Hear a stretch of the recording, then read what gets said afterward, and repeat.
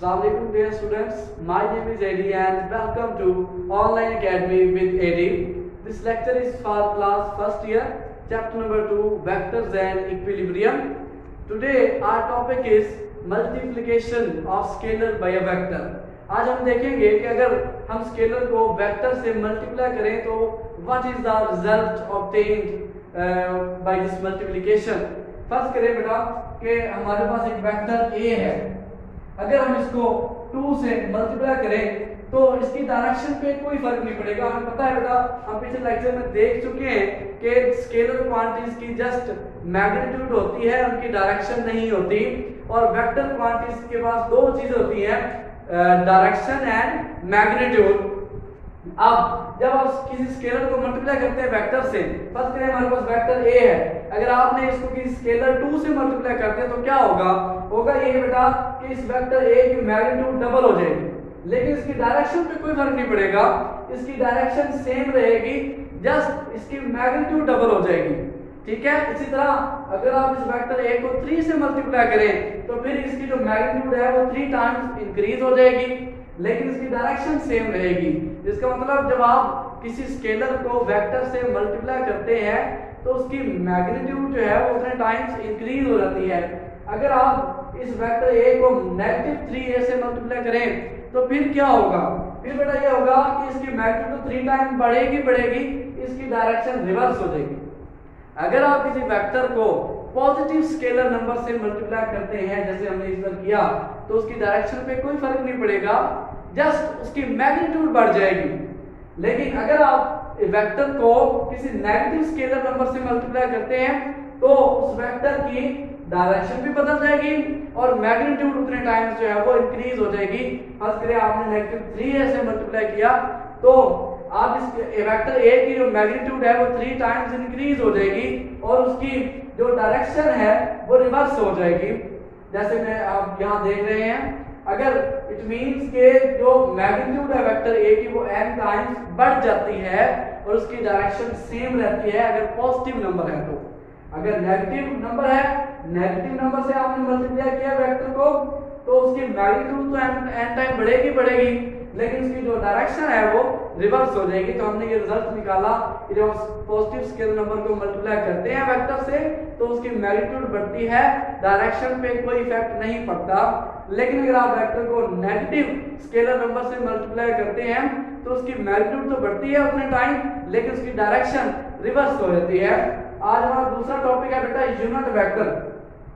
अब unit means 1, तो unit vector is a vector whose magnitude is 1 and it shows the direction of a given vector।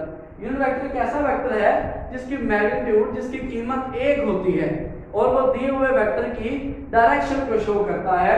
Unit vector को show करने के लिए हम इस हैट का इस्तेमाल करते हैं, ठीक है। और यूनिट वेक्टर को अगर आपने फाइंड करना हो तो आप क्या करते हैं, आप वेक्टर को उसकी मैग्नीट्यूड से डिवाइड कर देते हैं।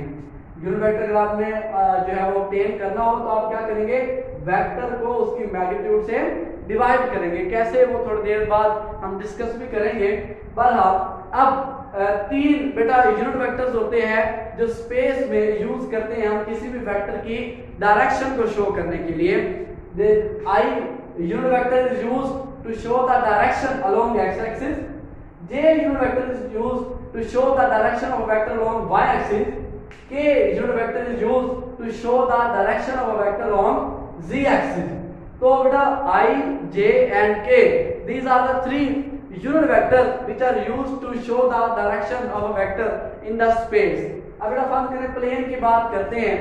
प्लेन के अंदर एक x-axis है और एक y-axis है और यहाँ पे जो है वो एक पॉइंट है, ये वेक्टर r है बेटा। अब अगर मैंने इस पॉइंट P तक पहुंचना तो मैं क्या करूंगा, कुछ स्टेप्स बेटा मैं करूंगा horizontally along the x axis, उन्हें मैं नाम देता हूं a का, ठीक है।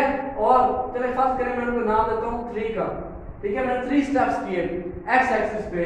अब जाहिर सी बात है मैंने अगर इस पॉइंट P तक पहुंचना है तो मैं कुछ ना कुछ स्टेप्स इधर भी करूंगा। और फर्स्ट करें यहाँ मैंने जो स्टेप्स किए वो 2 स्टेप्स किए भाई, यहाँ मैंने 3 स्टेप्स किए along the x axis and 2 steps किए along the y axis।